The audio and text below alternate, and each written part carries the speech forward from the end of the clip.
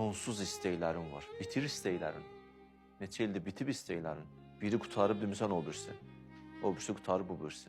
Ağsaqqallar, yaşlılar, analar bitib istəkləriniz. Bitmir. İnanın mənim sözlərimə 500 ildə yaşıyorsunuz bitməyəcək. Əbədi bu dünyada yaşıyorsunuz bitməyəcək.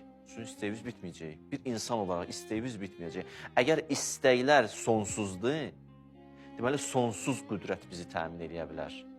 Sonsuz qüdrət. O kimdir? O Allah. Məhdudlarla sən rahatlaşa bilməyəcəksən. Başa düşürsən? Məhdudlar səni qane eləməyəcək. İbrahim Peyğəmbər belə sözü vardı ya, La uhibbul afilin.